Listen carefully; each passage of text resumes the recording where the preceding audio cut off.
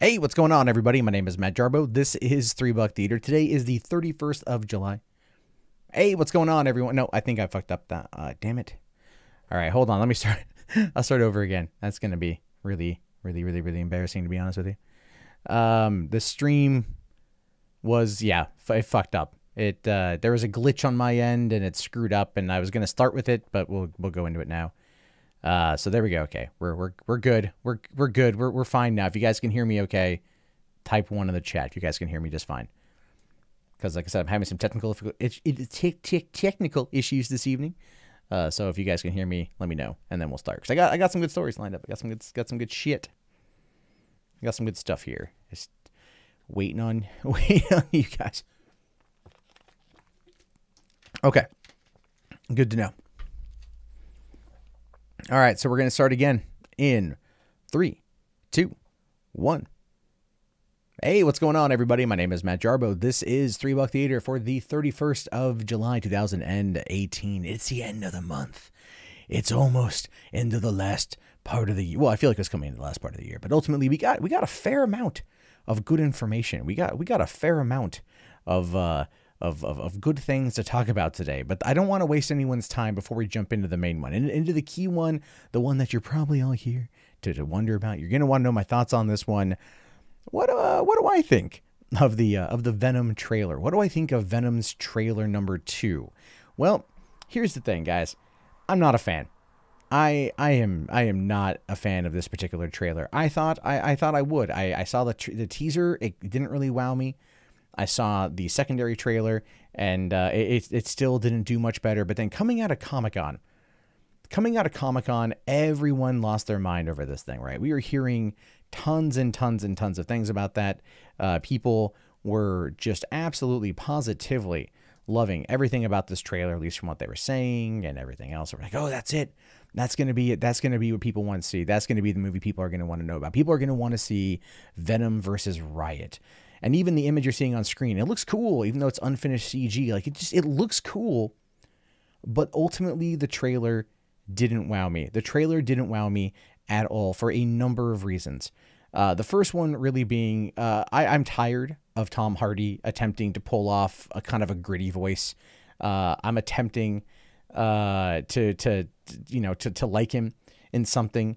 That's comic book related. I hated him as Bane. I liked the voice over time, I guess, because it was instantly memeable, and then of course all the memes and the subsequent, what is it? 6 years past The Dark Knight Rises.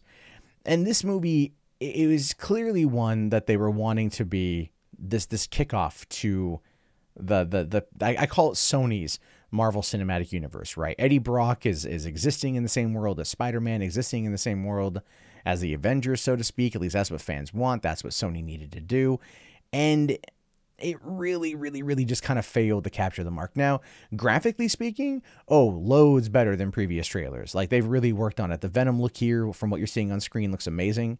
It's a lot more detailed from the last time around. Him just as Venom in general looks a lot better. It looks like the symbiote has like a lot of feel to it. My biggest complaint, though, I think, is how the movie is going to portray a lot of how the symbiote suit works, right? How it's going to, have the tentacles or whatever the hell it is, come out of that, and look, here's the thing is I will fully admit I'm not the biggest, craziest Venom fan out there. I like the character, but I've never quite been able to figure out how and why a trailer or a movie like this would work. Now, I know people out there lost their shit over this today. I saw a lot of articles pop up saying, oh, this is going to be, like it's a violent, bloodier version. Like, there's no blood. There's no real, there's some violence, but like it was implied violence. And I'm wondering if that type of violence is going to be very much, very, very tame for the movie. I know Ruben Fleischer with Zombieland can do blood, can do violence and things like that. But ultimately, nothing about this blew my skirt up. I walked away going like, was that it? Was I supposed to be impressed? Was I supposed to fall in love with this Venom movie? Was this supposed to be the thing that finally put me over the edge to just wanting to crawl up in bed and let it penetrate me in many different ways? And it didn't. I've watched the trailer now 3 times just to get an idea. And it's like, it looks like a B-grade Cinemax action movie with some better special effects. And this is Amy Pascal's cinematic universe, right? This is Amy Pascal's thing. This is her way to leave a mark on herself, or leave a mark on her career. This is her way to getting good with Marvel for when Marvel finally purchases back the rights to Spider-Man, because you know that's coming next. You know that's going to be a thing next, that she'll be able to go along with it, to broker the deal, to go to Marvel, to have a lot more successful and lucrative career working over there under Kevin Feige, under this, than she would doing this on her own. And I say this, just because the thing just didn't freaking impress me. It just didn't impress me. But I wanted to take a look here at the what's it called? The Wikipedia page. There we go. The Wikipedia page here. Get an idea for what it for what it says about the Lethal Protector, because that's kind of what's going to be the storyline for the movie. That's what they were hinting at with what we saw today. Now, if you don't know what it is, Venom Lethal Protector was a 6-issue comic book limited series featuring Eddie Brock Venom, published by Marvel Comics from February 93 to July 93. This was the first time Eddie Brock received a series for which he was the main character, and showed Venom's progression from villain to anti-hero, right? And I think that's what they're going for, because they know that it's going to be very hard to sell a movie, to sell a movie like this, where there's a villain, right, as the hero. They need it to be an anti-hero. Now, here's a general story. Spoilers, I guess. But before the story begins, Venom makes an agreement with Spider-Man that they will leave each other alone on the condition that Venom commits no crimes. Venom then moves from New York City to San Francisco, takes up with a group of Californian mole people. Shortly thereafter, the father of one of Venom's victims seeks him out with a group of superpowered mercenaries to take revenge. Spider-Man, seeing the misleading coverage of Venom on television, heads to San Francisco to confront him, and instead winds up fighting alongside Venom against 5 new offspring of Venom symbiote: Scream, Phage, Riot, Lasher, and Agony. Now, we do know that there is going to be Riot is in the movie, right? And the Ruben Fleischer did say that there was going to be a lot more in regards to the symbiote, right? Like, that was going to be a thing. Like, the symbiote was going to, really just, there was going to be more villains. So he could kind of see that Scream, Phage, Lasher, and Agony were probably going to be big parts of this. Now, it does say down here, in other media, the Lethal Protector storyline serves as one of 2 stories for the basis of the plot of the 2018 film Venom, alongside Planet of the Symbiotes, as confirmed by Ruben Fleischer, who's the director, and actor Tom Hardy. And like the original comic, will be set in San Francisco. Now, coming over here to Planet of the Symbiotes, because this show is all about reading Wikipedia pages. It says here that's a 5-issue comic book story arc written by David Michelini, published in 1995. The arc spanned 5 super special #1 editions of Spider-Man's titles available. So it says here that the plot continued a narrative first published in the 4-part limited series Venom Separation Anxiety, and this where doubt is placed in the mind of Eddie Brock about who is controlling the relationship between himself and the sentient Venom symbiote that grants him his powers. The story sets on the invasion of Earth by an army of symbiotes and the efforts of Venom, Spider-Man, and Scarlet Spider to stop him. So with both of these things, right? With both of these particular, I want to say, like, what's it called? There we go. With both of these storylines that we've seen so far, what does it effectively say? It effectively says that it's going to take place in San Francisco. It's going to deal with these 5 symbiotes. Riot, we know for certain, is around. We don't know anything else about any of the other ones, and we don't even know if Tom Holland is going to make an appearance, right? But both of these also focus quite a bit on Spider-Man coming on in and hanging out with them. So I would assume that what they're planning on doing is they're planning on probably, keeping Spider-Man out, but maybe having Peter Parker be referenced, maybe some kind of cameo appearance to tie it together. It would only make sense for them to do that, considering the fact that Black Cat and Silver Sable have had their films basically pulled.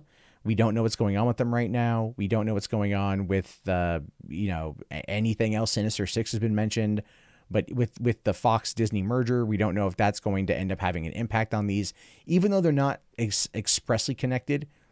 That everyone at Marvel wants them to be connected. So I think at this particular point, what we've got to do is I guess keep an open mind. While I do feel that Sony screwed themselves by having this be the first film, there's no denying that the trailer for Venom, the first trailer, has over 64 million views, right? Has 64 million views. And no one can explain where they're coming from. No one can explain how this trailer got 64 million views, but it did, totally did. And this trailer from today has also done pretty well from the different outlets that it's at. People, I think, want to see it.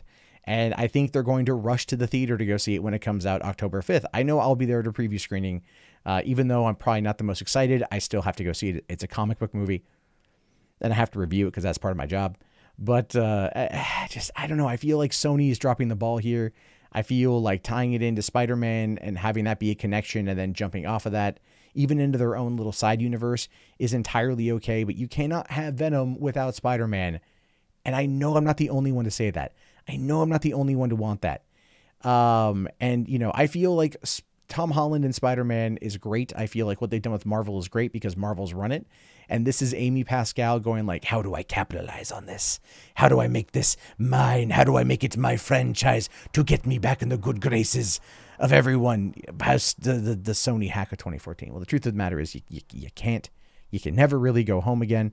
And that's really, really unfortunate. But, you know, even though it does look like ass, story-wise, I will say, story-wise looks like ass, I will still go to see it when it comes out because I'm totally a whore like that. It's so true, though. It's so true. But jumping over here into some news that I don't know about you, but I'm pretty excited for.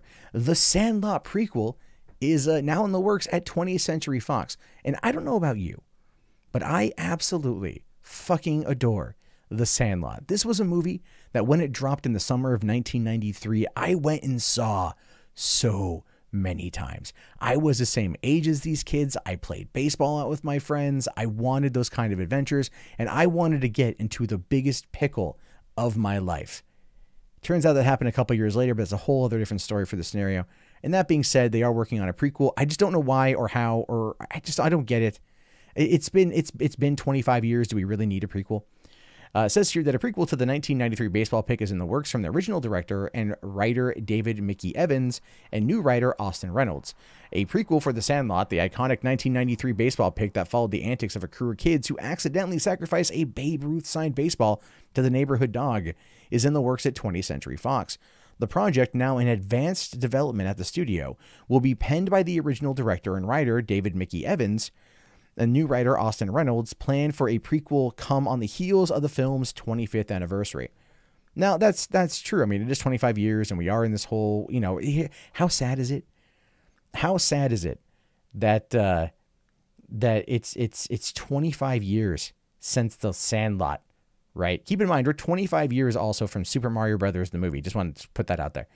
25 years from The Sandlot, and it is like we're in the phase of remaking 90s movies. I feel old. I feel so goddamn old at this point. It is just sad. I'm 36. I don't feel a day over 32. But you don't need a prequel to The Sandlot, right? Because here's the thing. So The Sandlot starred many children, like, you know, Thomas Geary, who played Scotty Smalls. You know, and the thing is, the movie, how do you prequel The Sandlot?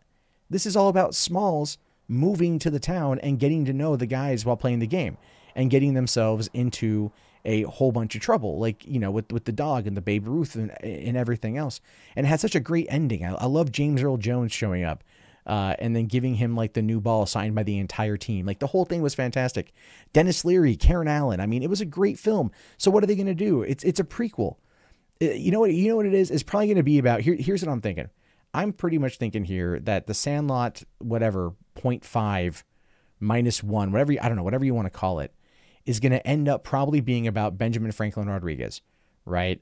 And probably the forming of The Sandlot. Like, that's what I'm thinking too. I'm assuming that they're going to probably focus on how the gang got to The Sandlot, how the gang first learned about the situation. And if they're going to do a prequel, they're probably going to need to like tie in directly to when Scotty Smalls shows up, right? And like have it set up as a bit of a cliffhanger where it's like they know about it, but then here comes Scotty Smalls and they end up just kind of hanging out with him or whatever, or, you know, to tie it into the movie. But you're not going to be able to get the magic of the cast, right? You're not going to be able to get the magic of those kids. Truth be told, it's been 25 years. Who in the hell cares about baseball?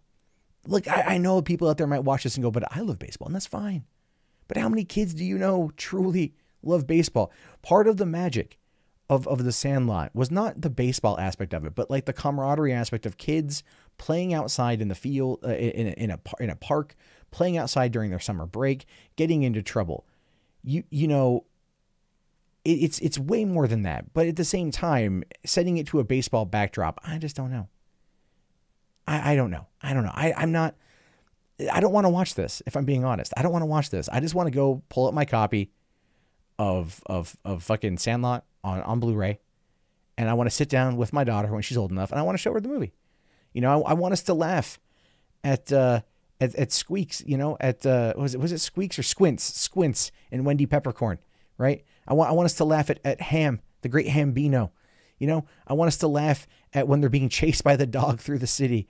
You know, like I want us to laugh at all the jokes because those jokes are there. Now, I will say, here's the thing. I will say this in turn about the film. I will say this. This is being written and directed by the guy who wrote and directed the original. So it is going back to the person who brought these people, these characters into our lives 25 years ago. And as a result, I think that's probably the only saving grace, because the person who thought about it very much, you know, very, very, very much is the right person, I think, to take us back there again. And I did love the comment there about outside. Is this a Fortnite mod?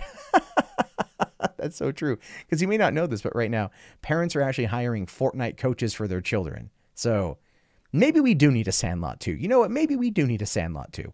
Because maybe it might make kids go outside again. Right? Wouldn't that be a thing? Kids going outside. I remember when I was a kid, I hated going outside. Now that I'm an adult, I still hate going outside. But God damn it, I want children to go outside. Because they need to get thinner.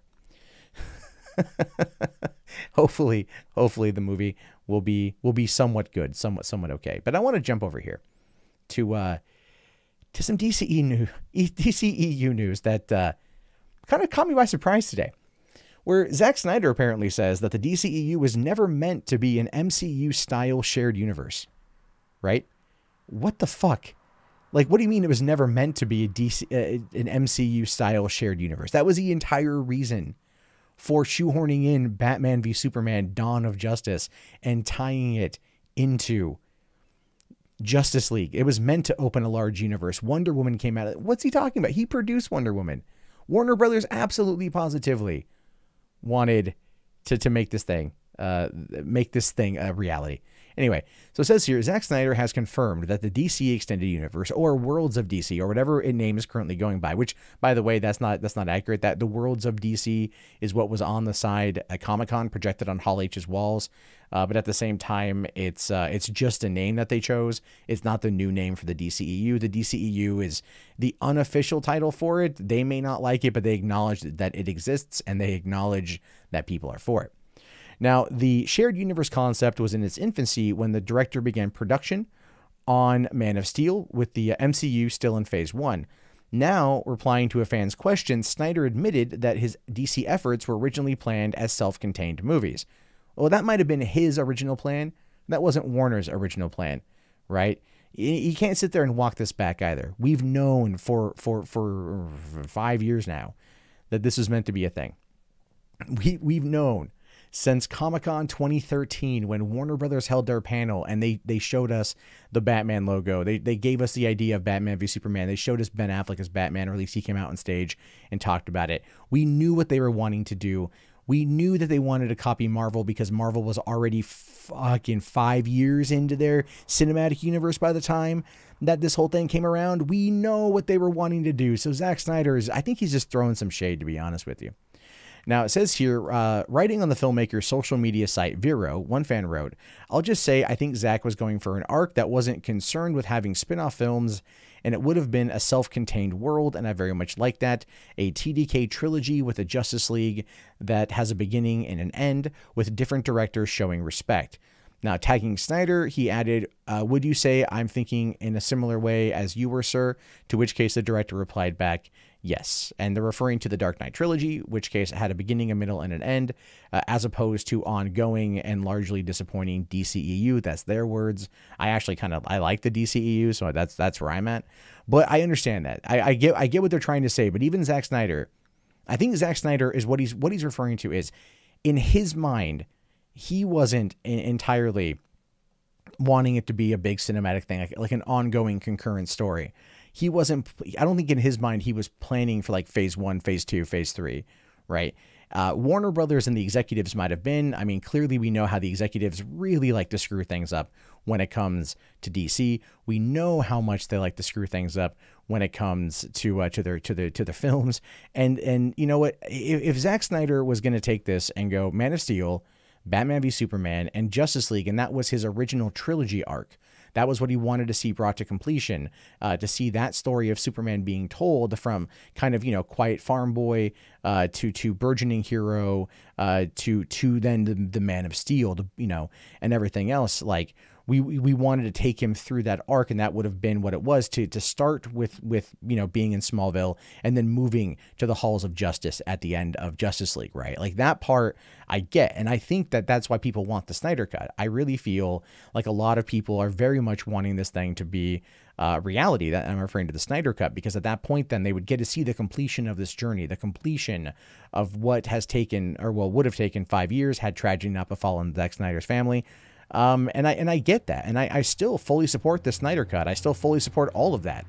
I definitely don't want there to be, what we got in terms of Justice League. I enjoyed the movie, but there was so much more that it could have been. There was so much more that it should have been. And unfortunately, we just never got it. And that's just the way the fucking cookie crumbles, man. And speaking of stuff crumbling, let's talk about, Let's talk about Warner's once again not understanding what people want in terms of animated content, because apparently they are working on a Super Pets movie from Lego Batman writer, and it's currently in the works. Now, it says here, after writing the Lego Batman movie and the Lego Ninjago movie, a movie that, by the way, I don't think anybody really went to go see, Warner Bros. Jared Stern has been hired by the studio to write and direct Super Pets, an animated movie about DC characters' pets. Now, it's unclear whether Stern will use DC's Legion of Super Pets or the Cartoon Network series as the basis for the script. It probably will be the Cartoon Network series, let's be fair. Or whether or not he'll create new characters better suited to his vision of the film. But the Super Pets team first appeared together in Adventure Comics number 293 from February 1962. Though most of the members had appeared in earlier issues, over the years, those members included Crypto, the Super Dog, Streaky, the Super Cat, Beppo, the Super Monkey, Comet, the Super Horse from Superman and Superboy comics, Damian Wayne's dog, Titus, Aquaman's Seahorse Storm, plus Flexi, the Plastic Bird, Bat Cow, and Clay Critter, who was killed by Dexstar and Harley Quinn's hyenas, Bud and Lou. Crypto, the Super Dog, also had his own comic series, which featured appearances from Beppo and Comet. At one point, Marvel even had its own animal-centric comic book, Lockjaw and the Pet Avengers. Now, this is when you know that they're starting to scrape the bottom of the goddamn barrel. This is how you know. Now, I will say Stern here, Jared Stern, has got his start. He worked on a lot of things. He worked on Bolt, The Princess and the Frog, and Wreck-It Ralph before writing movies like The Internship, The Watch, and Mr. Popper's Penguins. I never saw The Internship, but I heard it was okay. The Watch, if that's the one I'm thinking of with Ben Stiller, that was actually really solid. But I thought Seth Rogen wrote that one. And I actually really liked Mr. Popper's Penguins. I'm not going to lie. I thought that was pretty good. But he's also worked on a few other things here as well. So he's been around. So this guy knows animation. The guy knows animation. But at the same time, like, does anyone care? Does anyone want to see this? I'm legitimately asking if anybody here wants to see this freaking movie. I don't. I don't. Like Teen Titans Go to the Movies like is terrible from what I hear. You know, and everything else. And this is warned. Look, the thing is, this guy, you know, he worked on the Lego Batman movie and Lego Ninjago movie, and I think that's why they want to branch out. But people would maybe want to see more Lego movies, right? People would want to see a bunch of stuff. I don't know. I don't. This one doesn't really interest me, and I feel like it's going to crash and it's going to burn, and that's okay. That's okay. And speaking of crashing and burning, let's talk about MoviePass, because I talked about it last night, and MoviePass announced some stuff today that I wasn't fully anticipating, but that actually pushed me over the edge for finally getting rid of the service itself. It says here, MoviePass announces major changes to service will black out new releases. Yeah, because we know when you sign up for a service, when you sign up for a subscription service that allows you to go see movies, it really does seem to make the most sense in order to black out that stuff, right? That it makes a lot of sense. It says here, the drama surrounding MoviePasses continue to unfold, but this subscription-based service isn't dead yet. The thing that really kicked into gear about a year ago when it announced itself as sort of a Netflix for theatrical movies, subscribers could pay $9.95 a month and see as many movies in the theater as they'd like. Well, one per day. The community quickly grew to over 3 million members, but of course the question then became, how can this possibly be profitable? And the short answer is, it can't, which is true. You figure with 3 million members, and that would be something pulling in around, what, $30 million a month at that particular subscription rate? But that's not what happened. I mean, their subscription plans went all over the damn board. They were teaming up with like iHeart Music, whatever, or iHeart Radio Music for a specific thing that just didn't make any damn sense.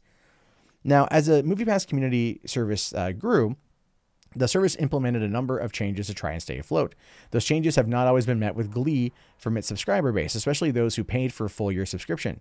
Things came to a head this past weekend when many MoviePass members found that Mission Impossible Fallout was completely unavailable on the app. Now, a MoviePass member could still have purchased a ticket the traditional way, but subscribers felt cheated as they had already paid for the service that was now seemingly blacking out a major new release, which is true.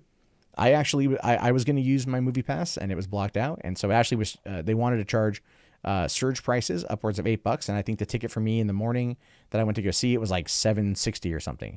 So it was ultimately cheaper for me to go and see Mission Impossible by paying it for myself than by using MoviePass, a service that I already paid my monthly subscription for. Now, this was merely the first of a number of changes that MoviePass is now making. The subscription service announced today that the series of steps it's going to take in order to reach profitability, and they are as follows. Actions that have been implemented are currently cutting the monthly burn by 60%. A future increase of the standard pricing plan from $14 to $14.95 a month in the next 30 days. First-run movies opening on 1,000+ screens are going to be limited in their availability during the first 2 weeks unless are made available on a promotional basis. Now, what does that mean? Well, basically it means that big movies that people are going to want to go see are going to be blocked out for 2 weeks unless made available on a promotional basis. So essentially what we're going to see here is them trying to, once again, corner studios into paying them a fee in order to get people to go and see these movies. Now, that's ultimately what they've wanted for quite some time. They've wanted the studios to pay them a fee, like a protection racket. It's like you have a nice looking movie that would be terrible if would be a shame if something terrible happened to it. Like they're a fucking mob. That's what they're doing right now. They're literally that whole thing literally like reads like a goddamn mob. Like a goddamn mob is what it reads like to me. And then also implication of additional tactics to prevent abuse in the MoviePass service. In addition to also the aforementioned measures, MoviePass reiterated that it aims to gain revenue by other streams, including selling data from its subscribers to third parties, and a continued rollout and refinement of the peak pricing program. Here's the deal. MoviePass is an awesome idea. It's a great idea. But the sustainability factor of it just couldn't survive a summer season, right? It simply could not survive. And that's okay. That's okay. I mean, like a lot of other, the good thing about it is this: AMC has an AMC A+ system or whatever the hell it is, their new subscription plan, which I think is like, it's more money, but you get access to like, to IMAX and 3D and stuff. And I think that's like $20 a month or whatever. They've already signed up 175,000 people, right? Just through the AMC, just because of this. I live next to a Cinemark, and Cinemark has their competing service, which is $9 a month, and I get one movie, but that's about how many times I go to the movies anyway, so that's not so bad. So this is the thing, is MoviePass is one of those things that is going to lead the way. It's going to lead the way to everything being, I think more people going to the movies, but at the end of it, it's going to sacrifice itself as a result. It's going to be something we look back on that tried to make movies great again, that maybe helped push it forward, but it's going to be that first failure that everyone learns from their mistakes. And that's all I gotta say about that. But that actually wraps up today's episode of the show, guys. If you haven't already, please give a comment below and check out, subscribe, and all that good, happy, fun stuff. And I will talk to you all later. Have yourself a fantastic day, and peace out. All right, cool. That's it. That's the recording part of the episode done. So now we can talk.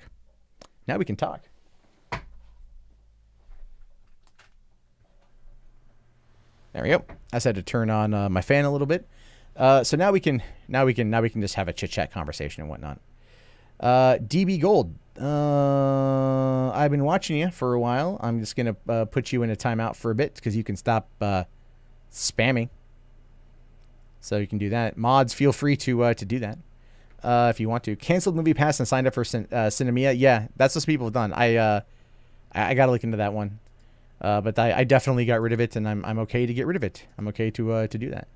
What's going on, Star Phoenix? What's going on, Izzy Sanchez? So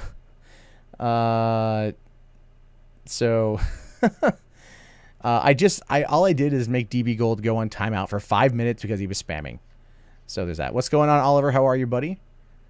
Here's the thing. We'll open it up to chat, to live conversation. If anyone wants to come on in, we can have a conversation down on the Discord, which all you got to do is go to the link in the video description and follow it over to the green room. And if anyone wants to come in, we can talk about whatever. So. Let's see here. Teen Titans Go is actually a good movie. Shut up, Nerd Report. No one wants to hear your shit.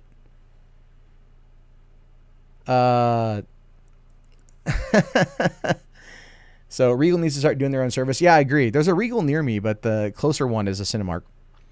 Let's see. What do I think Teen Titans Go started these perverse reboots? I don't know, man. I think they did it because they just want to they realize that they can make a lot of money off of animated products. They can make a lot of money off of animated movies. They can make a lot of money after all this shit.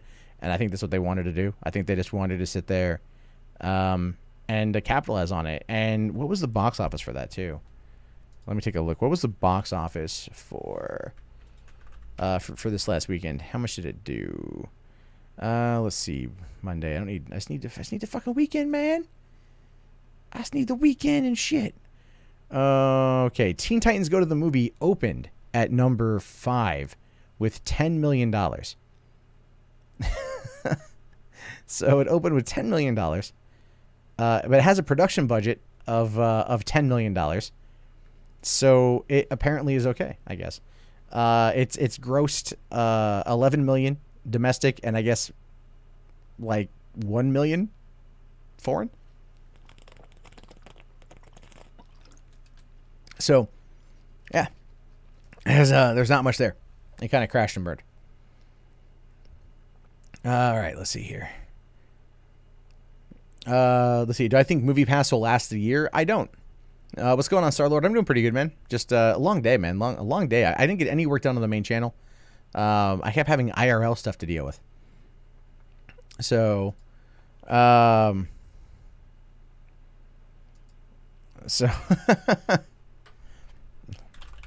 on. Let's see here. What if they remake Sleepaway Camp? I don't think they're going to remake Sleepaway Camp. They wouldn't be able to do it. They would not be able to do a straight remake of Sleepaway Camp. I think it would just get a lot of shit. I think it would get a lot of shit. Let's see here. We're not getting any sequels of that. Maybe not. That's an extremely low budget for an animated movie. Yeah, because I'm pretty sure they just took shit from the show. And they just turned it into a movie. It's like South Park. It's like South Park doing a movie. You know, like They just took like 3 episodes of a show. Like, there you go. Goonies remake with Amy Schumer as who? Sloth? Let's see. That's just it's so stupid. Oh my god. So yeah, that's Doomcock is right. We need to protect our modern mythologies. I guess so. I'll tell you this though, the Sandlot prequel. What did you guys think of that? I was reading the chat a little bit while I was talking, and you guys seem to not be very happy. The Shidoko, the animated series is definitely made with Flash, so that makes a lot of sense for it just not being very good. Which is fine. Which is totally fine for it shitty. So will Punisher X-Men be in Infinity War Part 2? Not at all, man. Punisher's getting a second season here. I don't know if that's going to be I don't know if it's going to be this year. I mean, we've got what was it? Iron Fist season 2 in September, early September. I think they launched that right around the same time Spider-Man the video game launches out. And then you've got what is it? Daredevil season 3 is already, I think, wrap production. Punisher's wrap production, and I don't think they're going to release both Daredevil and Punisher this year. After they might do one more after Iron Fist season 2, but I don't think they're going to do much more than that. Sandlot is a rad film series. Did they ever do more Sandlot films? I never looked if they did more Sandlot movies. Let's see here. Although I guess in Gig Harbor, Washington, they are showing Sandlot right. They are showing Sandlot right now, I guess. Oh no, they did do Sandlot Heading Home. How many Sandlot 2? I had no idea they did sequels to Sandlot. They did Sandlot 2 and Sandlot Heading Home. I had no idea. Oh wow. You know which one I missed though is Rookie of the Year. That was a good one. I didn't know. I've never seen the Sandlot sequels. I didn't know they existed till right now. I feel bad. I feel very bad about that, to be honest with you. I think that's a terrible thing. It's just terrible. It's terrible. Because like those movies are. You guys saw them, so they're okay. You're surprised you never got a Sandlot animated series? Yeah, Oliver. That's back in the day when everything got an animated series. Everything got one. Are they going to make a Sandlot cinematic universe? I don't think so. I don't think so. I don't know what they're going to do with the prequel yet, but it's probably going to be about the kids getting together. And no Scotty Smalls. Sandlot Battle Royale is all the kids. What is it? Is it going to be like that scene from Maximum Overdrive when like what's it called? The steamer, whatever, was like running down kids and the Coke machine was killing them. InfoWars, the animated series, that would be interesting. It's just Alex Jones getting high and someone animating it. Well, okay, Generous Lover says that the Sandlot sequels are okay. They're not as good as the first one. Are any of those ever as good as the first one? Right? I don't think so. I don't think they're ever as good.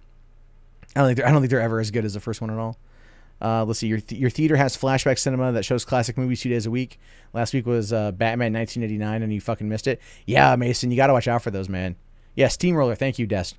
Yeah, those. When I worked at my theater in L.A., we did a cult movie every weekend, every Saturday night. So my job on Friday night was to watch the movie and make sure that it was put together correctly. So I would sit there after I closed everything up at work, and I would watch. I watched, what is it, like Pulp Fiction, Reservoir Dogs, Evil Dead 2, an original 1985 print of Back to the Future, Shaun of the Dead, A Hard Day's Night, Child's Play, The Warriors. I watched a lot of movies, man, and it was fucking cool.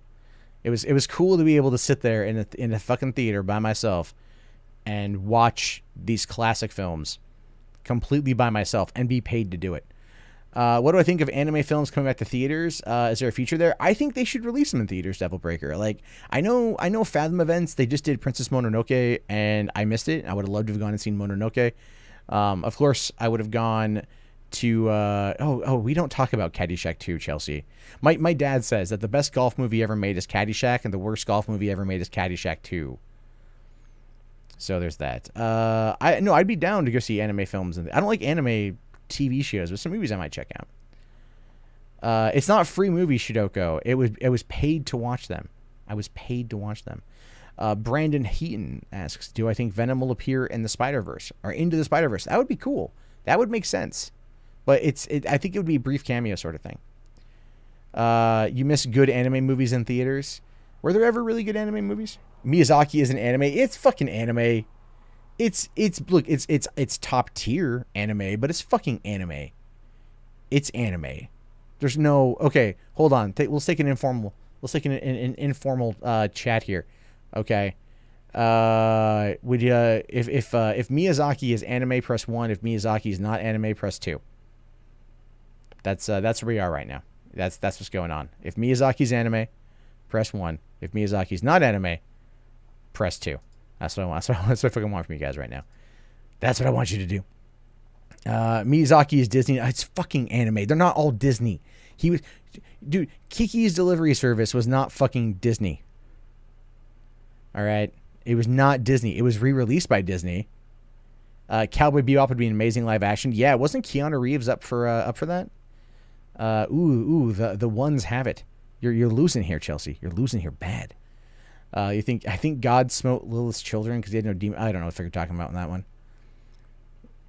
Macross would be interesting to see. Boondock Saints, yay or nay? Fuck yeah, dude. Fuck yeah. Yeah. I'll admit I'm one of the bros that likes fucking Boondock Saints 1 and 2. I'm looking forward to the Boondock Saints TV series, which has reportedly been in the works. Let's see. Miyazaki was on good terms with Disney. That's fine. So let's see here. You saw Digimon Adventure Try in theaters. You're watching all 6 films. Wow, that's cool, man. I saw the first Pokemon movie, the first showing, the day it came out. And it was fun. I mean, and then I think it was a year and a half ago, or almost 2 years ago, they showed the Pokemon movie in theaters for like one night for like $5. My sister and I went to go see it, and she dressed like in a Pikachu onesie, and I was very embarrassed. Do I like the Boondocks? Yes, I do. I do like the Boondocks. Throw a chair. Throw a chair. I don't know who Lilith is. Anthony XM USA. Who is Lilith? I have no idea. Pokemon, the first movie, is a masterpiece. It is a masterpiece, but man, that fucking Pokemon summer camp or whatever day camp short film that was like 1/3 the length of the movie was just like way too fucking long. But the movie was good. What's my favorite anime? I don't watch a lot of anime, so I can't really sit there and give you like I would say Full Metal Alchemist is probably my favorite because I really, really liked Full Metal Alchemist. I thought that was pretty good. Let's see. Digimon Trainers is I don't know. Fuck Digimon. Get the fuck out of here with that shit. Digimon. It's a poor man's Pokemon. Right? It's fucking, what's that one? Card game? Not Pokemon. It's a guy. He's got on his arm. I don't know what it's called, man. I can't think of it right now. Not Naruto. Ah, fuck. What's it called? No, it doesn't even matter. Yeah, Venture Bros is coming back. Oh, you guys are talking about Jewish stuff? Okay. That's cool. I guess we're talking Hollywood, so bringing up the Jews just seems to make sense. Yu-Gi-Oh! Thank you, Garrick. Thank you. Yu-Gi-Oh! I don't know why I forgot that. I don't know why I forgot that at all. Let's see. Digimon has an in-depth story. Pokemon is meaningless commodity. Ooh, those be fighting words, Devil Breaker. Not to me. I don't give a shit. But, like, people be fighting you for that. Let's see here. Naruto has movies. Yeah. One time, the voice actor of Guy Sensei, shot a short film at my house in San Diego. Did I see the tweet about Ryan the Boatmaker? I did. I didn't finish reading it because I ended up going on a live stream that some of you may have seen. But I did take a look. It was pretty funny. I should do a video about that, about Ryan the Boatmaker. Did I see Yu-Gi-Oh! Dark Side Dimension? No, I did not. No, you know, like it was, you know, Yu-Gi-Oh's Magic the Gathering for people who don't have high school diplomas. That's so fucking mean, Chelsea. That is so fucking mean. That's really funny too. I'm gonna a coworker of mine was super into Yu-Gi-Oh, and he wanted to like play one night, right? So he's like, I'll let you use my deck, my good deck. I'm like, okay. This guy was like hustling kids, but he also had the mentality of one. His mom did like a whole bunch of drugs while she was pregnant with him, so it kind of fucked him up. So he had the mentality of a kid, so kids really kind of flocked to him. But he would hustle Magic, and he would hustle Yu-Gi-Oh and Pokemon. He was good at it. So he gives me his deck. He's like, oh, I'll let you play with my good deck, and then I'll kick your ass. And I ended up beating him in Yu-Gi-Oh, and he got really mad about that. So then he went out and he bought me like a Magic the Gathering starter kit. Right? He wanted to get me into Magic the Gathering, and I'm all like, no. I don't need cardboard cracks, sir. Okay. Steve, wait, hold on, Steve. I'm curious to know, is that a thumbs up or a thumbs down? Let's see. All the people that played Yu-Gi-Oh at my high school were for fedoras. You guys are so fucking mean. You guys are so goddamn mean. You guys are so mean. That's so, come on. People play Yu-Gi-Oh, right? I mean, they clearly don't jerk off into socks, right? They have actual friends, not waifus that are just kind of gently velcroed together from the dried cum of their dreams. Let's see here. If you were stuck on an island and you had two people, including you, to play Pokemon or Digimon, who would you pick? I would probably play Pokemon because it seems like more fun. Let's see here. You were kidding. 90% of people who you knew in high school that played Yu-Gi-Oh were dead ringers for the fast food working teen for the, oh yeah, from Simpsons. Oh yeah. When I was in school, when I was in middle school, we had Pogs. That is how old I am. We had Pogs back then. Yu-Gi-Oh is a hive of scum and villainy. It's coming from a former Yu-Gi-Oh player. Well, I'm glad you were able to get your hands on some kind of therapy. I'm glad you're able to discover that your penis works, and then you put down your childish toys. I'm totally kidding. Yeah, Steve, that was kind of what was going to happen. I knew that going in. Let's see. When you were 13, you went to tournaments and everyone there was overweight middle-aged man. Yeah, that can happen too, man. Let's see here. Looking at Digimon Story Cyber Sleuth for PS4. It's the mature man's Pokemon. What is it? Is it like, is it going to start up and saying like, it's 9 p.m. Time to put away the fucking Pikachus? Is that what it's going to do? And then it's going to like pop up with some anime titties and like just someone getting fucking cream pied. Pogs are always fun. Pogs were great. I'm waiting for those to make a comeback. I can pull up my old collection.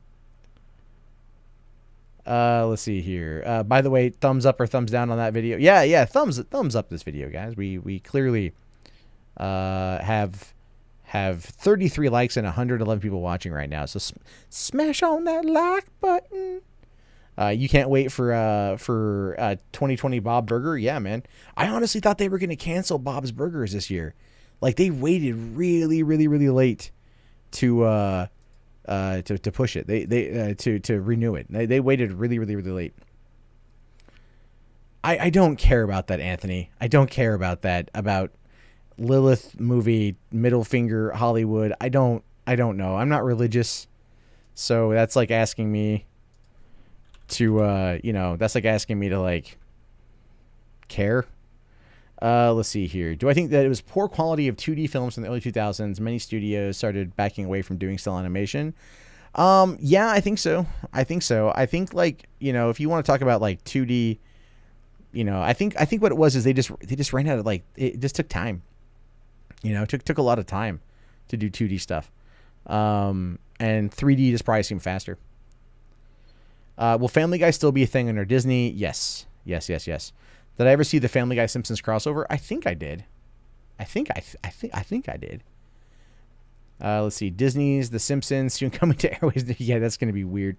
The thing is, though, it's going to still be owned by Fox, so they're going to keep doing their own thing. Did I watch Voltron or Robotech when I was growing up? Nope.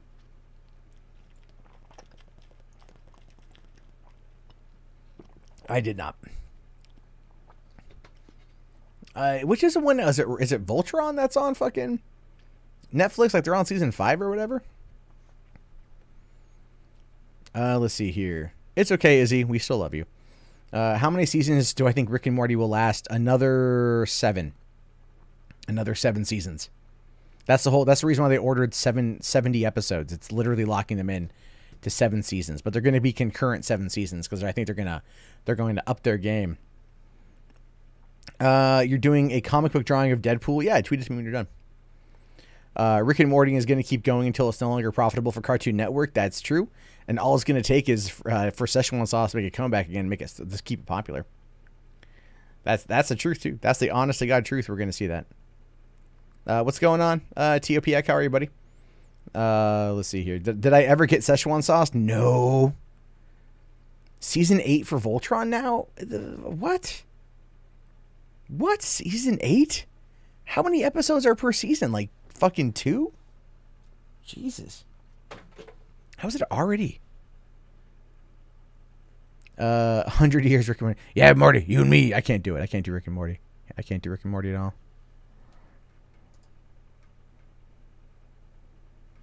So, you used to a Rick and Morty movie. Yeah, that's probably going to happen. Then I would argue that's probably going to happen. Transformers is not dead. If Bumblebee is a success, then you should expect more Transformers. But until that happens, until that happens, it's possible it could happen. It's possible it could go away, and I hope not. I do like it.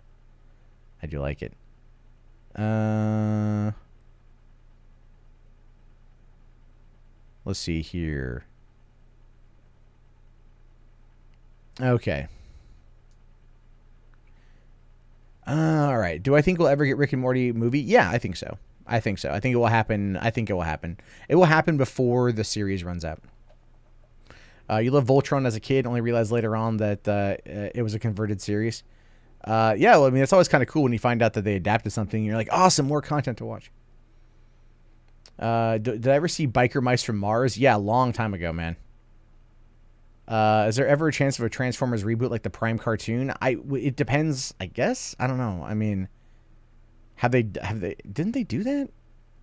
I don't know. Let's see here. Rob Gallo likes Voltron Legendary Defender since it's a proper reboot. You're telling me Rob Gallo actually likes something? Rob actually likes something? That is, oh my God. I will need to DM him and then go like, you like something? Because every time I talk to this fucking guy, he fucking hates everything we're talking about. Which, you know, I like Rob quite a bit, actually. I like him and Tom. If you guys haven't checked out Midnight's Edge After Dark, they do great. Do I think we'll ever get another Simpsons movie? I don't know why we didn't. They wrote 160 screenplays before the movie we got 11 years ago. So there's that. So have I heard about the Sonic movie? Yes, I've heard about the Sonic movie. Sonic with Jim Carrey as Dr. Robotnik. And they're going to call him Robotnik. None of that Eggman shit. All right, it's ain't Japan. Fucking, we ain't weebs here. But yeah, I think Tim Miller's directing it after he gets done doing the Terminator movie, which is filming right now. Let's see here. Have I seen the movie The Gods Must Be Crazy? I've seen The Gods Must Be Crazy and The Gods Must Be Crazy Part 2. I thought it was really funny that like the Coke bottle thing was great. Let's see here. If the TTG movie is a huge success, that DC will push for more. Yeah, Jamie, if it is a success, which it's not. Well, I mean, that depends. If it cost $10 million to make and it made $10 million opening weekend, and I've seen not a lot of advertisements for it, but then again, I'm not the target demographic. Then yeah, they could do more. It also depends on how well it does in home video. So, Travis Knight did Kubo and the Two Strings. Yes, Brandon, he did, and Kubo was good. Kubo was good. When I lived down in Portland, I was actually not far away from Leica Studios. They were actually just a couple blocks away from me. So, what do I think of Star Wars new anime? Would it continue with Sabine and Ahsoka looking for Ezra? I haven't finished Rebels, so like I guess that's a spoiler. And thank you, jerk. No. This new show Resistance takes place before the Force Awakens. So it's a time. It's a spell between the two, and it's entirely possible that characters will show up. I'm hoping we get to see more from it pretty soon. I'm looking for a trailer, considering it's supposed to premiere in October, which is like in an hour and a half, 2 fucking months away. I've got to watch Bon Cop, Bad Cop. I've heard about that, Night Forces. Didn't they do Bon Cop, Bad Cop 2? So there's that. Do I think The Walking Dead will end anytime soon? No, they're doing kind of a soft reboot on the show, and I think it's gonna get itself out of the hole it's in. Megamind Swift, it says, my 16-year-old cat is named Sonic. That's awesome. Let's see here. What's the worst movie I've ever seen? Man, that's like such a weird question, because like there's been lots of bad movies. I'll tell you the one that every time people ask me which movie I like the least, in terms of popular films people like, Juno. I hated Juno. Because I usually, if it's a bad movie, like a badly made movie, I can find something good about it to like. There's even something good to enjoy about Uwe Boll's Blood Rain, right? Like the entire scene with Meatloaf surrounded by half-naked women, his harem, were just actual hookers that they paid money to from a fucking, what's it called? A whorehouse down the street.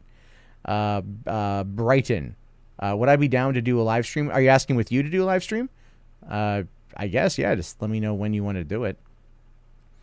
Let's see. One of the worst movies you saw was The Last Highlander.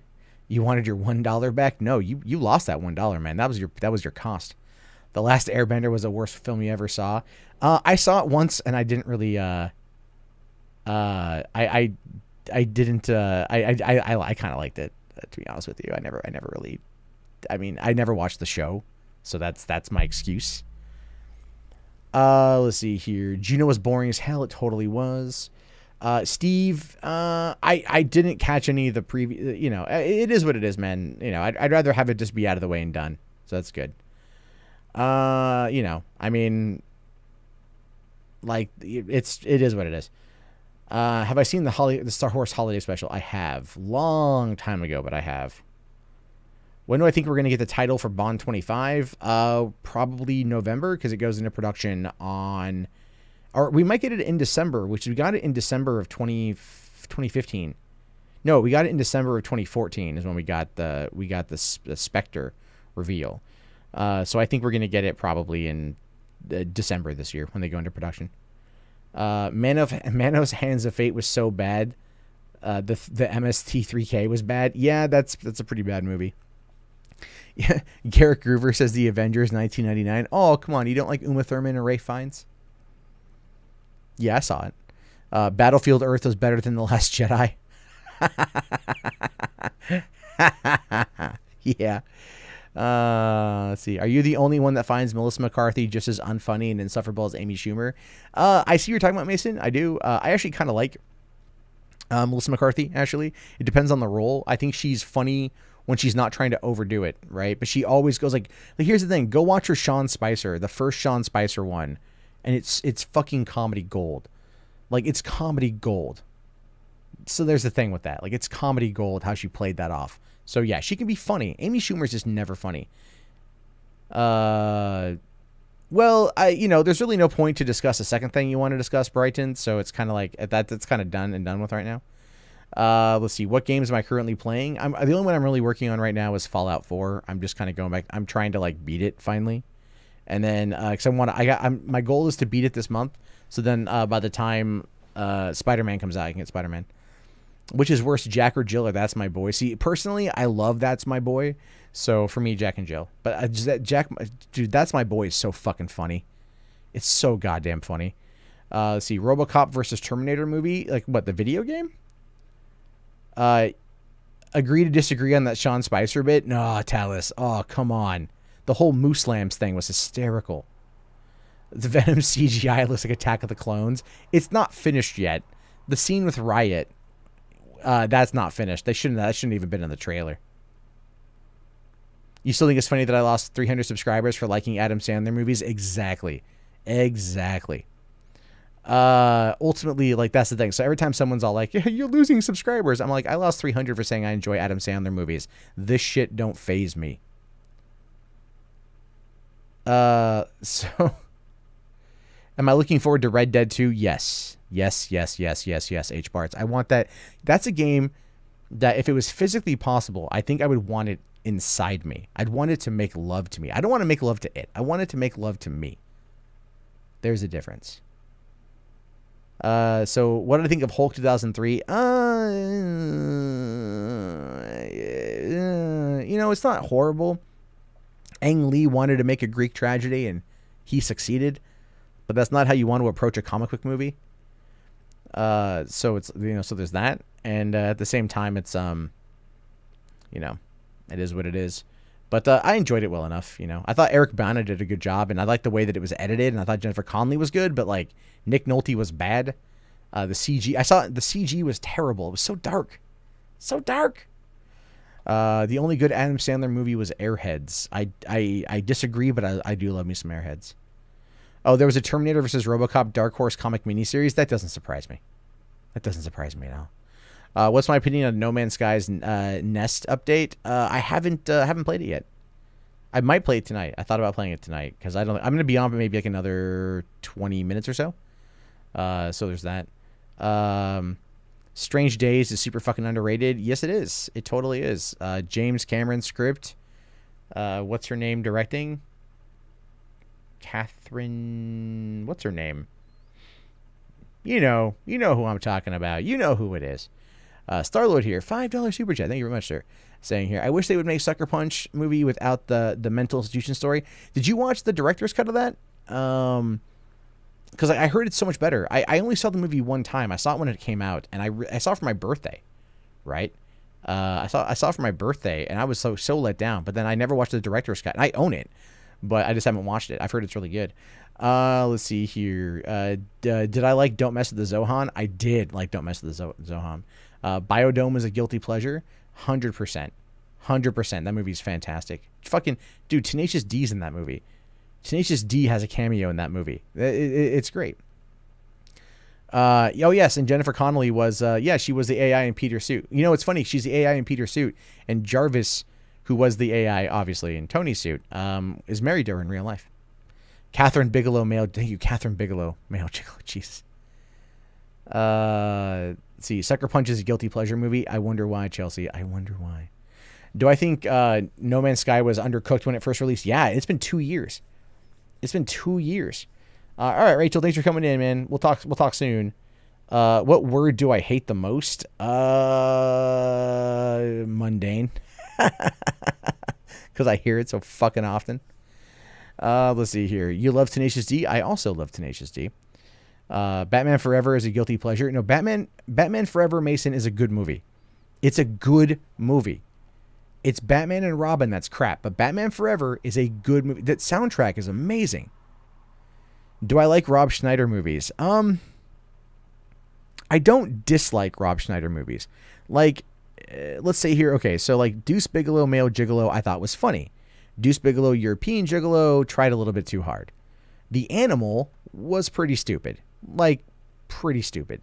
But The Hot Chick was surprisingly funny and had actually a pretty decent message it was trying to send, as well as a lot of good humor from Rachel McAdams, who would go fucking figure on that one. But then Rob Schneider popping up in Adam Sandler movies I always enjoyed. Rob Schneider popping up in Judge Dredd, Demolition Man. I always enjoyed the comedic sidekick aspect of those films.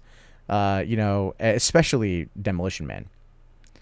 Michael Keaton or Christian Bale? Oh man, fucking Michael Keaton. You want to go nuts? Let's go nuts. Grown Ups is a guilty pleasure. Yeah, see, exactly. There's nothing wrong with there's nothing wrong with enjoying Adam Sandler movies. Do I think Neil Blomkamp will direct a District 9 sequel? God, I fucking hope so, man.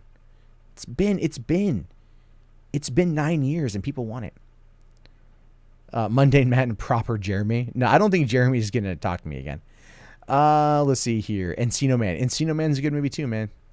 Rob Schneider is the chair. Yeah, I know. Rob Schneider's an alarm clock. Rob Schneider. Rob Schneider. And Rob Schneider is Rob Schneider. Batman Forever is weird, but hardly the POS people assume it is. Yeah. I mean, like, I thought it was great. You love Rob Schneider's tweets. He's woke as shit. Yeah, I've heard that too. I've seen those. They're pretty funny. They piss off a lot of people. Especially when he uses the upside down fucking exclamation point. Not touching Batman and Robin. Yeah, no one's going to blame you for that one. Michael Keaton is the Vulture. He was good in the Vulture, yeah. Rob Schneider's a stapler, rated PG-13. You love the 95 Judge Dredd. I liked it too. the 2012 Dredd is better in every conceivable way, but the 1995 Dredd was just fun. It was bad fun.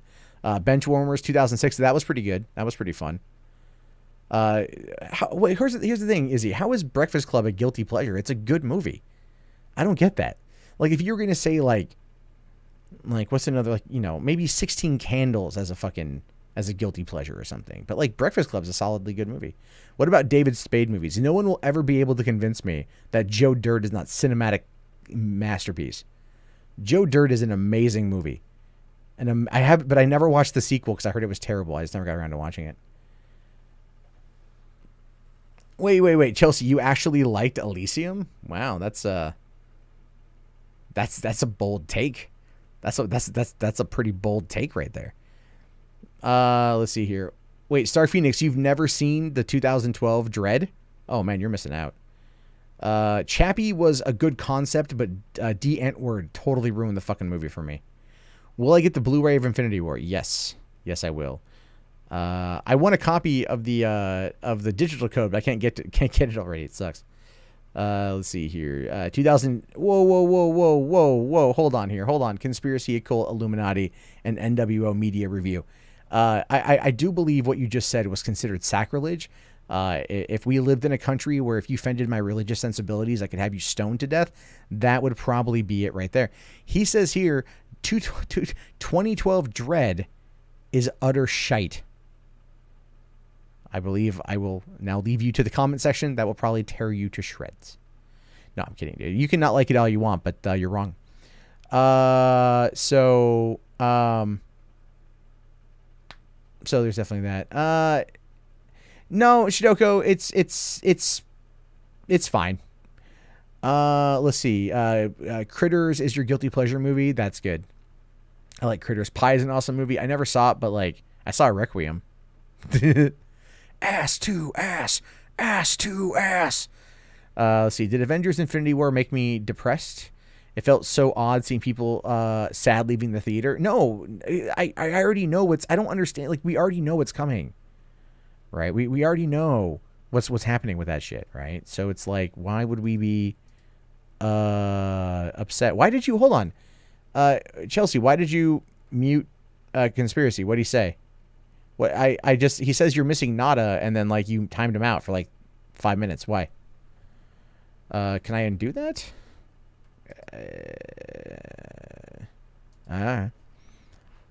Razor Fist doesn't like Dredd 2012. Okay, I don't get that at all. I don't get that at all. Did I ever see Crow City of Angels? I did. I got a funny story about that. Not really funny, but just a story. So back, what was it, 1997? 96, 97 or whatever, when that movie came out, they were doing a music store on the east side of Portland was doing a movie ticket giveaway for a midnight showing of the Crow City of Angels. And I love The Crow, and I really wanted to see Crow City of Angels. I don't know why. So I got up really early. I got up like at the ass crack of the day. Thankfully, it was during the summer. And I took the bus. 2.5 hours it took me to get across town just to go to this particular movie theater, or this particular, music store, to get these movie tickets to go see the Crow City of Angels. And then I had to ask my stepdad to take me to the midnight showing. That was the first and only time my stepdad and I have ever gone to a midnight showing of anything, and it was the Crow City of Angels. And he was just like, we're watching the movie, and he's all like, that guy's masturbating. This is something I took my kid to go see. And yeah, I saw it, and that was enough. Night the Mist says Dredd 2012, hands down the best film ever created to mankind. Dude, within the first when the first time we saw Dredd, we saw him on the motorcycle, and he was wearing the helmet. I just went like, yeah, this movie's 10 out of 10. He said Dredd was shit. No, that's not a timeout thing, man. Don't time him out for that shit. Should you do anything with Ranting Monkey, like pinch his nipples? Sure. I think he likes it. All the people who were upset by Infinity War probably people who didn't read the comics. Yeah, or people who don't know what the next movie coming out is, right? Like, I mean, here's the thing. If those people were upset leaving the theater, like the whole, I don't feel so good, Mr. Stark, then, you know, I get that. I totally get that, right? Like it's it's like, you know, you're sad, and that's good. It's a good feeling to have, right? But then you're going to be really happy when he comes back in the next movie. Let's see here. Infinity War was your first MCU movie?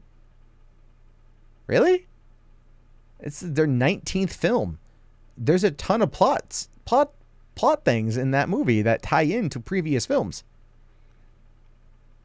I don't know how to feel about that, Shidoku. I just, part of me wants to just kind of like rally on for like 20 minutes about how you done goofed. You should watch it. No, what the Sith. I didn't take the bus to go see City of Angels. I took the bus to go get tickets to a midnight screening of City of Angels. It was free. It was free. That Oliver Smith, we did get a Peanuts movie. It came out a couple years ago. Sony released it. You once saw From Dusk Till Dawn in theaters with your mom. My mom took me to go see Howard Stern's Private Parts opening day. I had a chiropractor appointment, so I had to miss school. And my mom was like, well, what do you want to do now? I'm like, you want to go see a movie? And I was 15. And she's like, what do you want to go see? I'm like, well, that new Howard Stern movie came out. And she's all like, what's that? I'm like, you know Howard Stern, right? She's like, yeah, the radio DJ. And I'm like, yes, Mom. Yes, he's a radio DJ. Right? And she's like, oh, that should be pretty funny. And so we went to go see it. And she's like, holy shit. Let's see here. Talus, I said the 20 minutes 10 minutes ago. So we got about another 10 minutes. Infinity War was overrated. That's fighting words, man. Oh, if we'll get a sequel to Peanuts? I don't know. It depends on how well the movie did. Let's see here. You saw a little bit of Ant-Man, but never had a chance or money to see other films. I get that. Ant-Man was good. Ant-Man and the Wasp was like, I feel like it was a fun movie, but it was utterly unnecessary. It was just unnecessary. But I love me some Paul Rudd, so I'm down for it. You saw Bram Stoker's Dracula with your sisters? Did I ever see Clerks 2 in theaters? Yeah, dude. Fucking August 2006. First week of August 2006. I do believe that my name is in the end credits of that movie. Who would I allow to be trebucheted into space? Amy Schumer? Ryan Johnson? Kathleen Kennedy?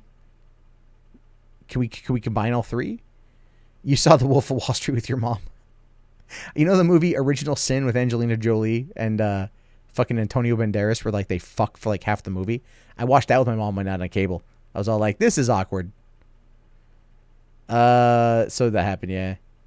The fact that they scrapped the Popeye movie over the Emoji movie shows how Sony's gonna tank. Yeah, man. That fucking the Popeye movie, the animatics on that look great. Here's the thing though, the Emoji movie cost like $50 million to make, and it grossed more than that, so it technically was a profitable film. Am I looking forward to It Chapter 2? And do I think the giant spider should be cut? I am looking forward to It Chapter 2. I loved it. I also love the 1991 miniseries, so like, and I like unironically love that movie. It's so early 1990s made for TV shit, but I loved it. And no, I think the spider should be there. Yeah, it's Private Parts movie with mom. That was awkward. Yes, what the Sith is. It was very awkward. It was super fucking awkward, man. You've no goddamn idea. Let's see here. Talk to your mom into seeing Tropic Thunder. How is that a bad thing?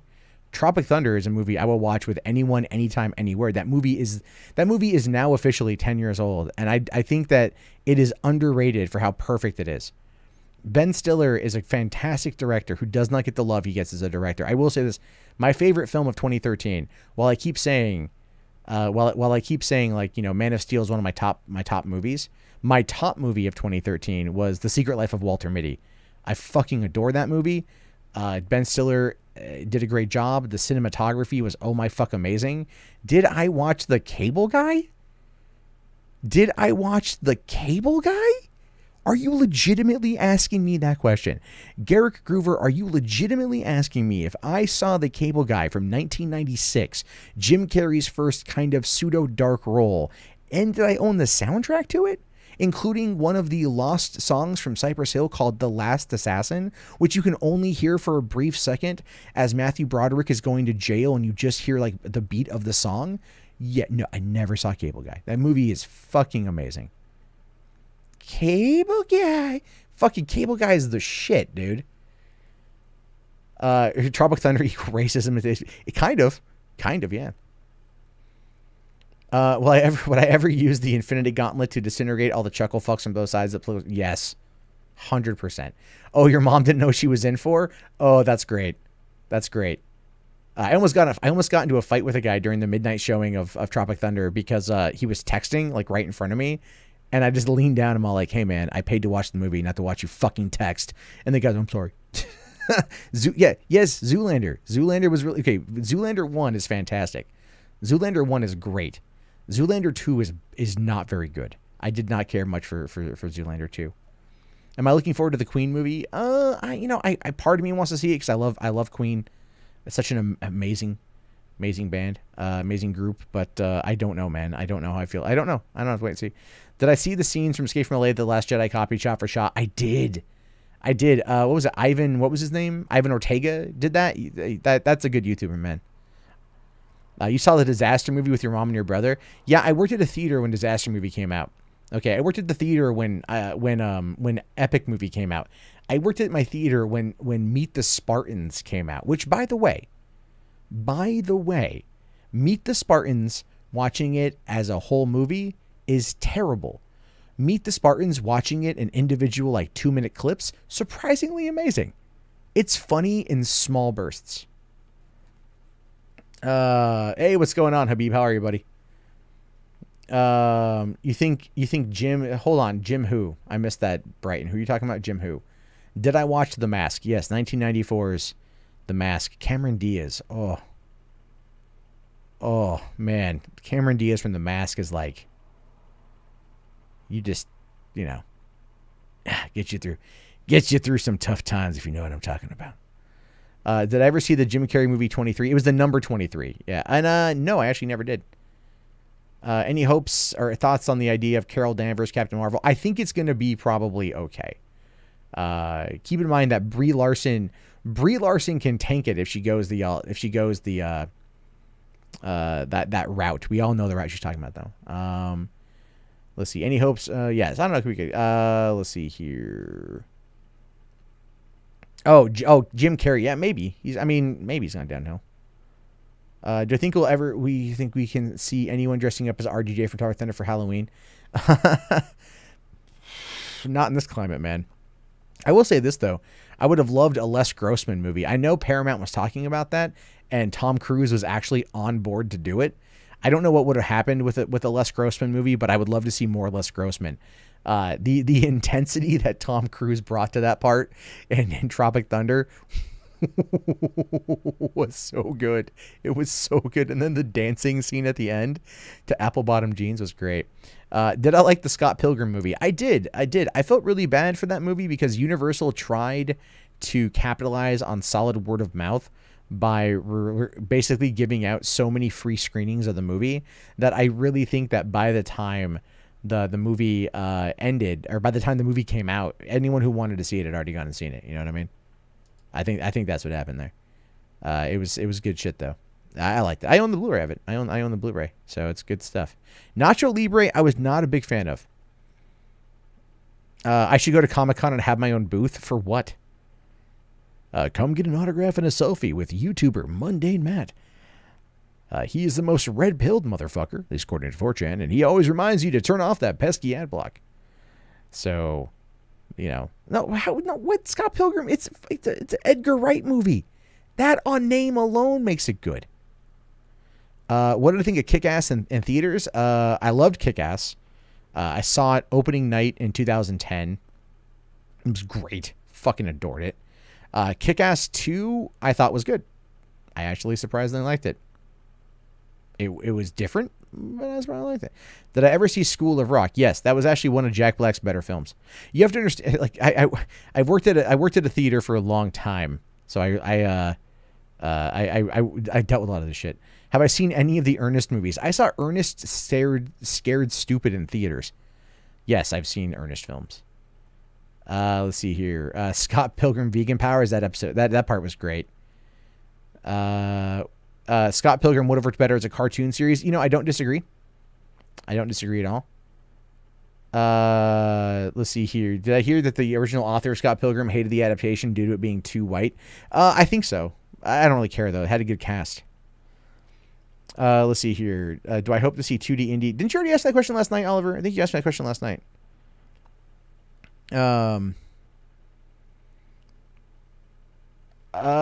Miss Shork, you want to know if I will be on your podcast talking about movies?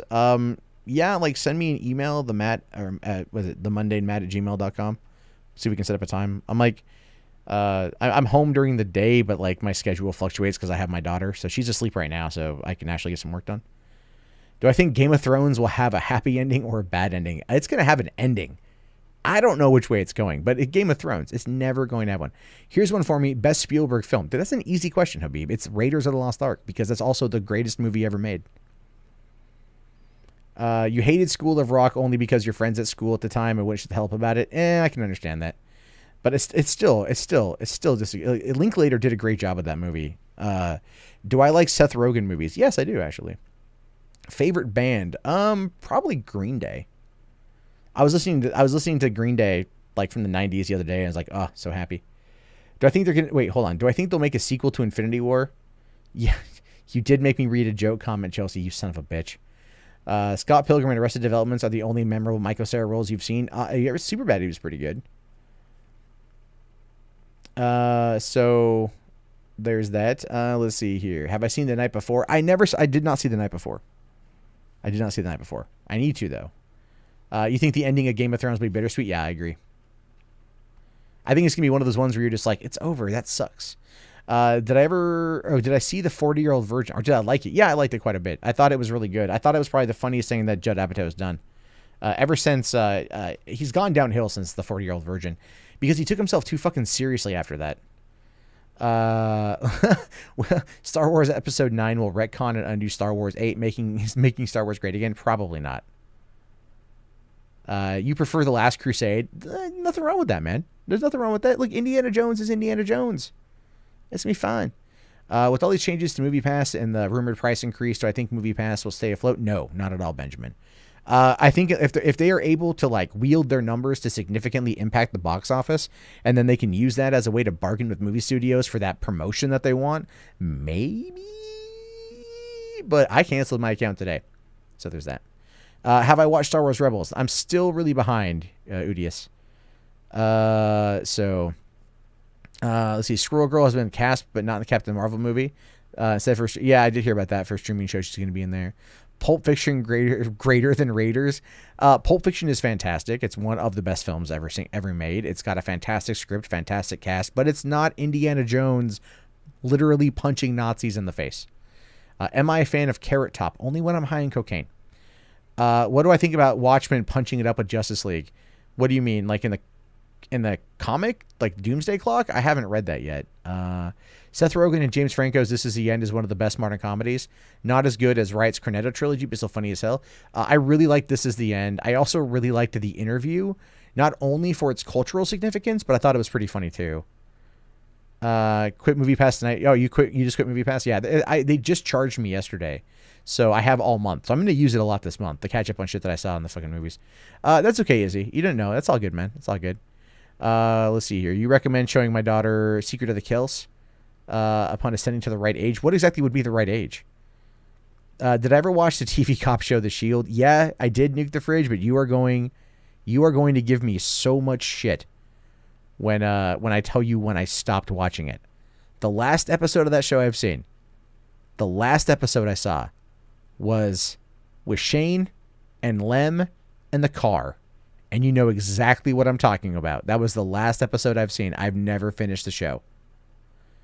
Okay, do you need to watch all the MCU movies to catch up? Yes.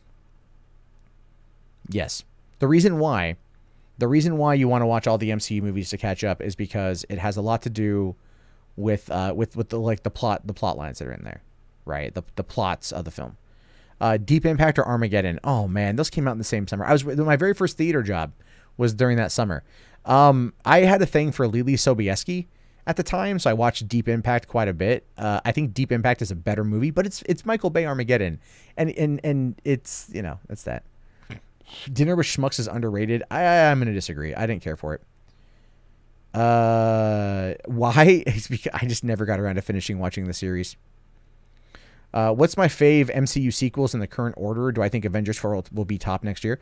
I think Avengers 4 will be the top movie next year. I don't think that Star Wars Episode 9 is going to crack 2 billion. And Avengers 4 will 100% crack 2 billion. But I think my favorite MCU sequels, clearly Winter Soldier, Thor Ragnarok, Guardians 2 was fantastic. So I think that's me. And then what other? Yeah, I think that's it. Let's see here. Venom is for raging homos. That's not true, man. It's just for regular homos. There you go. I never saw Sausage Party. I never thought. Let's see here. Deep Impact was better due to storyline, but Armageddon for action, I agree. But also Deep Impact had Morgan Freeman as president, so there's that. Bruce Willis is trash. Take that back. You can't say Bruce. Okay, you want to say Bruce Willis is trash like post The Sixth Sense or post Unbreakable? I'll agree with you. But before that, it was really good. Marvel Comics is outsourcing their characters to IDW. Hell, I think IDW tells better stories at this point. Better Roland Emmerich movie, The Day After Tomorrow or 2012? The Day After Tomorrow, man. 2012 was a lot of fun, but I really like Day After Tomorrow. Let's see. The Avengers era is almost over. Soon the X-Men era will begin. The Eternals is going to bridge the X-Men to the Marvel Cinematic Universe. Devil Breaker, I think you're right. I really think you're right. Will I show my daughter the Barney movie? No, because no child needs to see that. Do I think Regal will compete with AMC in their own Movie Pass style subscription? They should have already done it, but yeah, I think they will. Will we ever get a Rocket Raccoon standalone movie? That would be great. I would like to see. Here's the thing. Here's what I think is going to happen. Here's what I think is going to happen, right? I think that what they're going to do is they're going to, if James Gunn doesn't get rehired, right? Obviously, Thor 4 is something that Chris Hemsworth wants. And Taika Waititi would be stupid not to do it because of how much money it made. Now, I have a feeling that what's going to happen is they're going to combine Thor and the Avengers. I think that's going to be a thing. Who's hotter, Olivia Wilde or Alexandra Daddario? Dude, Alexandra Daddario. Olivia Wilde is like that. It's like the seductress in the bar sort of thing, right? But Alexandra Daddario is like that girl next door that, you know, can really just like keep you up at night, if you know what I'm talking about. Gonna catch hell for this, but you hated Independence Day and pretty much all of Emmerich films. Ouch. No, it's fine, Mason. You don't have to like it. You don't have to like it at all, but you're wrong. Go back and watch Stargate, dude. Let's see here. Spaceballs is better than Star Wars. Spaceballs was great. Better than Star Wars? It's up for debate. Tron Legacy is underrated. 100% agree. The soundtrack is phenomenal. The 3D for 2010 was great. Yeah, I think Joshua. I think it's going to be Thor and a Guardians movie. I really think so. Do I remember the Bruce Willis game on PS1, Apocalypse? Yeah. I remember that game. I never played it, but I remember that it existed. Let's see. Thor and Rocket, best buddy cop movie or best buddy cop movie? Yeah, best buddy cop movie. That would be great. Talis is like, yeah, I checked it to Dario. Yeah. Did you check out the scene from True Detective? Will I be in town for PAX West? Yeah, I'm actually Sergeant Bunk. I'm going to be going to PAX West on Saturday. I don't know what day that is, but the Saturday of it, I'll be there. Oliver says he has a crush on Kate Beckinsale. Welcome to 2000 and all of 2000 for most people. The Patriot is basically Braveheart in colonial America. I agree, and it's a good movie. And yeah, I forgot that was directed by Roland Emmerich. Yeah. Funny thing about that movie, it's a movie about the American Revolution, but it stars it stars two Aussies and directed by a German. Will I ever do a review for Valerian? I have not seen it, and I feel really bad. I need to. So let's see. Barf would kick Chewbacca's ass, and whatever, dude. Barf would hang out with Chewbacca. They'd like just fucking talk shit about Lone Star and Han. They're doing a TMNT 3. Did that actually get announced? Because I didn't see that, but I haven't. It's been a long day. I didn't see everything. Okay, Mishork, I got your email. Thanks for emailing me, man. Let's see. Okay. All right. Okay, checking Twitter. Yeah, so, all right, I'll do like 5 more minutes and I'll take off. Carrie Fisher, 1990. Carrie Fisher, 1990? What? 1990 or 1980? Because now you just got me curious. I'm Googling this right now. Carrie Fisher, 1990. Carrie Fisher, I mean, she was starting to, you know, like, she had, you know, I mean, I think you're talking Carrie Fisher, 1980, dude. Valerian is okay, but it's no Fifth Element. That's what I hear. Karen Gillian, she's hot, yeah. Let's see here. Do I think the X-Men reboot will be a Spider-Man Homecoming style movie? I don't know, man. Maybe. I mean, just imagine like how they're gonna tie that together. I have no idea. Oh wait, who mentioned? Okay, hold on. Bobo Vasquez, just said the magic word in the chat there. He says, "Take off, you hoser." Actually, take off, you knob. The Strange Brew, for those of you who are not initiated, is probably one of the greatest comedies of all time. It's Rick Moranis, Dave Thomas as Doug and Bob McKenzie. It is like they're Canadian beer drinkers in the vein of, let's say, Cheech and Chong, and they end up going on an adventure that is quite frankly Hamlet. And it is just, it's such an epic movie. It is such a great movie. And that'll be great. Yeah, Brighton, email me. Scarlett Johansson and Don John. I haven't. Oh yeah. Well, the thing is, you know when they go to the movie theater in Don John, right, Garrick? I that was actually one of the theaters I worked at in LA. That was one of the sister theaters that was actually not far from me, where I lived in North Hollywood. And yeah, one of my buddies actually was managing there when that came out. Yeah, Scarlett Johansson and Don John was definitely. Was that before the plastic surgery? I think that was before plastic surgery. Yeah, that was before plastic surgery. Let's see here. Sock Baby better than Raider. Shut the fuck up. Sock Baby is great, but shut the fuck up. Thoughts on King of the Hill? Oh, it's a great show. It's a great show. They don't need to bring it. They don't need to bring it back. Like they don't need to. Sorry, I should say this. They don't need to remake it. But I would be totally on board if they wanted to. You know, bring it some streaming. Here's the thing: Disney's gonna own it, right? So it should end up on the fucking streaming service, and I can watch it all again. Megan Fox and Transformers say that was good. Yeah, that was really good. Do I think Ghost in the Shell was ruined for future live action movies due to flop? The thing is, I saw Ghost in the Shell last year, and I actually kind of liked it. I thought it was pretty decent. And I didn't hate it like a lot of people hated it. I also never watched the anime, so I kind of come at it from that perspective. But at the same time, I thought it was okay. Let's see here. Oh man, hold on, Star-Lord. I hate to ask that question, but who is Thomas Barrow? That name sounds familiar. Sorry, I gotta. Oh, okay. Sorry, it's been a while since I thought about that. Thomas, yeah. Do I think Thomas is redeemable? Yes. At the end, have you made it to the end yet? See, if you haven't made it to the end, I don't want to say because like he ends up, yeah, he's redeemable. You have to watch, dude. Thomas, I think he did okay by the end. Let's see. Mike Judge is awesome. Is awesome. Yes, Mike Judge is awesome. What do I think of Jared Leto's Joker? I actually really liked Jared Leto's Joker, and I would love to have seen Mark Hamill. I think he does well as the animated Joker. And they need to release more of those movies in theaters. Let's see. It's going to be weird if they bring it back without Luann. Yeah, I know, man. Brittany Murphy. That fucking sucks.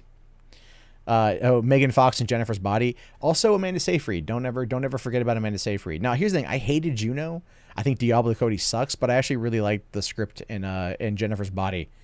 Some of the jokes were really lame, but overall, I found the motivations of the band that sacrificed her pretty good. Adam Brody was pretty good. Let's see here. Ghost in the Shell was watered down. Yes, it was. Let's see here. Megan Fox has a small thumb.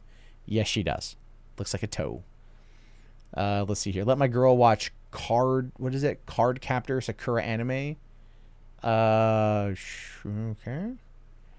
They are rebooting TMNT with the same director. Michael Bay never directed TMNT. He produced it through Platinum Dunes. But everyone likes to think it's because Michael Bay's on there. It's kind of like Tim Burton and The Nightmare Before Christmas. Tim Burton didn't direct it. Peter Selleck did. And so everyone thinks that Tim Burton directed it because his name's on it, but he just produced it. You know. Do I think Princess and the Frog would have done better in box office if it had a different title? I thought it did pretty well.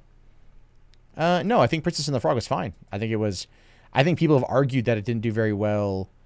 No, dude, it made $267 million. I think it's okay. I think it's all right, man. Fucking, I think it did okay. Gillian Anderson, X-Files. Yeah, I completely agree. Let's see. The budget of Princess and the Frog was $105 million and grossed $267. Yeah, I think it's still not bad. I don't know Card Captor. I don't watch anime, Izzy. I don't.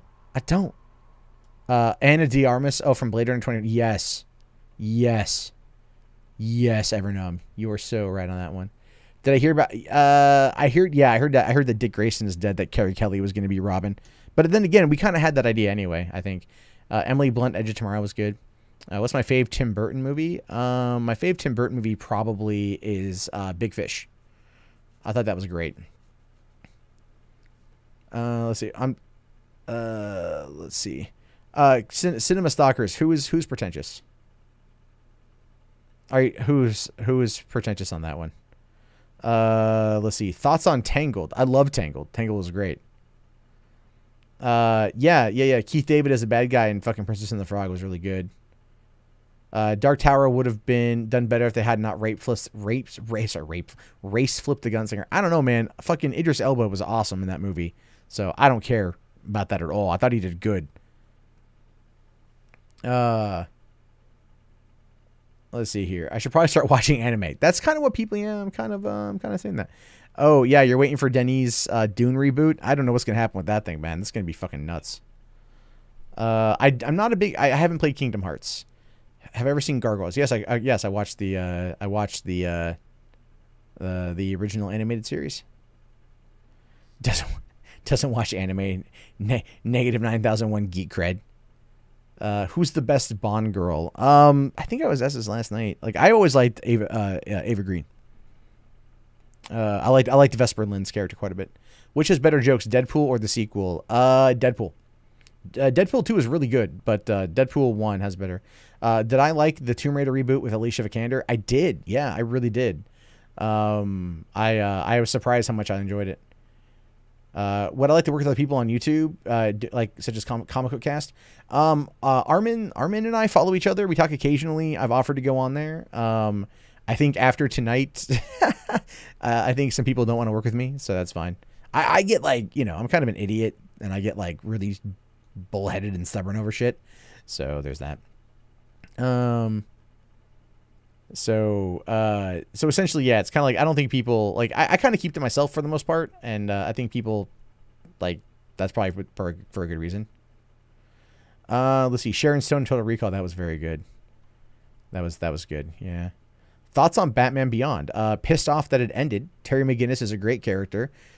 Old, angry fucking Bruce Wayne was awesome. And everything else is perfect. Margot Robbie, Wolf of Wall Street. Yeah, I still see those gifs every once in a while, and I stop and go, yeah. The Venom trailer looks like, I didn't care for the Venom trailer. I did talk about it. It will be up. It will be up later on.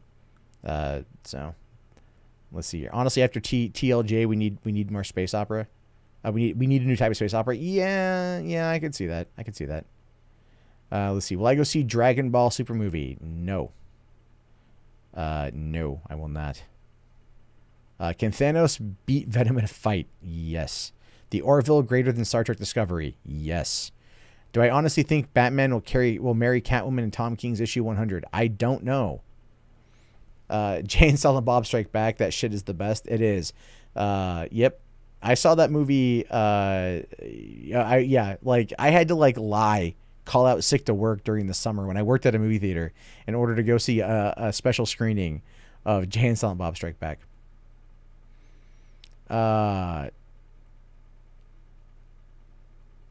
Yeah, Janisha, I get what you're saying. I get, or Jessnia, I'm mispronouncing that. But I see what you're saying about Idris Elba. Like, I've never read the book, so I thought he was good in what he did, but I know the race thing plays a big part in the second book. Miranda Frost. Who Miranda Frost? That was that? Yeah, Rosamund Pike. Yeah, Die Another Day was like was not a bad movie. As far as like over the top Bond shit goes, it worked out pretty well. So there's that.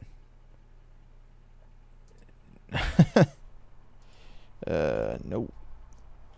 All right, guys, I'm gonna wrap this thing up. I've been on for about 15 minutes longer than I intended to, but it's all good. So I'll be back on tomorrow night about 9:30 talking movie stuff. Again, hopefully without any